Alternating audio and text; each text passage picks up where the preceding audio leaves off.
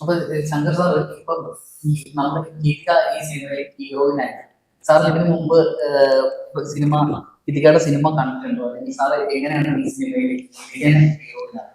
അല്ല, ഗീതികയുടെ സിനിമ കണ്ടിട്ടില്ല, ഞാൻ തിയേറ്ററിൽ പോയി ഒന്നും കണ്ടിട്ടില്ല. അപ്പൊ ഇങ്ങനെ ഈ ഒരു സിനിമയുടെ ഡിസ്കഷനും കാര്യങ്ങളൊക്കെ വന്നപ്പോൾ ഇതിൽ ആരെ കാസ്റ്റ് ചെയ്യാം, അപ്പൊ നമുക്ക് ഇവിടുത്തെ മലയാളത്തിലെ കുറച്ച് നല്ല സ്റ്റാർസിനെ കാസ്റ്റ് ചെയ്യാം എന്നൊക്കെ നമ്മുടെ മൈൻഡിലുണ്ടായിരുന്നു.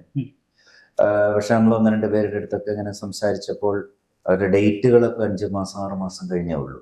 നമുക്ക് നമ്മുടെ പ്രൊഡ്യൂസേഴ്സ് സൈഡ് എല്ലാം സെറ്റായിരുന്നു. അപ്പൊ അവർക്കും ഒരുപാട് ടൈം കളയാനില്ല. അപ്പൊ അവരൊക്കെ NRIs ഒക്കെയാണ്. അപ്പൊ പിന്നെ ഞങ്ങളിങ്ങനെ ആലോചിച്ച് വന്ന്, അപ്പോൾ എൻ്റെ ഒരു സുഹൃത്തുണ്ട് സുകുമാരൻ എന്ന് പറഞ്ഞിട്ട്. അപ്പോൾ പുള്ളി എനിക്ക് ഗീതിക ചെയ്ത ഒരു തെലുങ്ക് ഫിലിമിന്റെ അഹിംസ എന്ന് പറയുന്ന ഒരു സിനിമയുടെ ഇത് അയച്ചു തന്നു.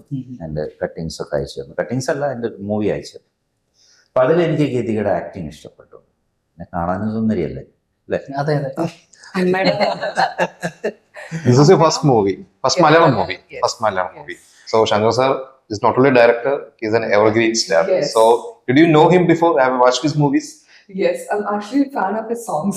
Songs also. He used to do the stunts on the bikes and all of that. നിങ്ങൾ സാറേ ഏത് ജനറേഷനും അതായത് ഈ സാറ് സിനിമയിൽ അഭിനയിക്കുമ്പോൾ ചിലപ്പോൾ ഗീതികൊന്നും ജനിച്ചിട്ടുണ്ടാവില്ല, പക്ഷെ ഇന്നത്തെ ജനറേഷനും ആ പാട്ട് പാടി നടക്കുക എന്ന് പറയുന്നത്. പാട്ടുകള് നമ്മളെല്ലാരും കാണുമല്ലോ. നമുക്കിപ്പോ ഞാൻ കന്നഡത്തിലെ പാട്ടുകൾ കാണാറുണ്ട്, തെലുങ്കിലെ പാട്ട്, അവരെയൊക്കെ നമുക്ക് പരിചയമുണ്ട്. അതുപോലെ ഇവര് ഇപ്പൊ ഇങ്ങനെ ഇത് പറഞ്ഞപ്പോ പിന്നെ എടുത്ത് കണ്ടു കാണും.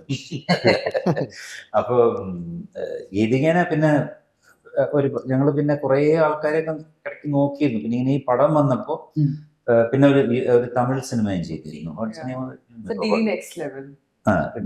അത് ഇപ്പൊ ചെയ്താണ്. അതിന് മുമ്പ് ചെയ്തൊരു ഫിലിം, വേറൊരു ഫിലിം, അതൊക്കെ ഫിലിംസസ് ഒക്കെ കണ്ടിരുന്നു. അപ്പൊ ഞാൻ ഫീൽ ചെയ്തത് ഈ എറിക് എന്ന് പറയുന്ന ഒരു സിനിമ, ഇത് ഒരു ഹൊറർ മൂവി ആണെങ്കിലും നമ്മൾ ഷൂട്ട് ചെയ്തിരിക്കുന്ന ഇതിനകത്തൊരു ലാംഗ്വേജ് എന്ന് പറയുന്ന വലിയ പ്രശ്നമല്ല. ഇത് ഒരുപാട് ഡയലോഗോ അങ്ങനെയൊന്നുള്ള സിനിമയല്ല. ഡയലോഗ്സ് ഒക്കെ കുറവാണ്.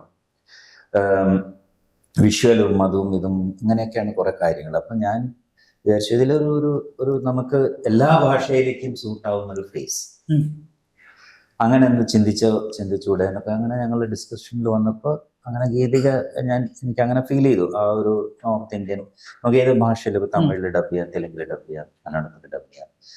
ഇപ്പൊ ആക്ച്വലി അങ്ങനത്തെ സിനിമകൾക്ക് വലിയൊരു സാധ്യത ട്രെയിലർ കാണുമ്പോഴും അതൊരു മലയാള സിനിമ പോലെയല്ല ഫീൽ ചെയ്തിരിക്കുന്നത്. അതെ, അത് തന്നെ പറഞ്ഞു. അപ്പൊ അങ്ങനെ ഒരു ഇതിലാണ് ഞാൻ പിന്നെ ഗീതികയിലേക്ക് എത്തുന്നത്.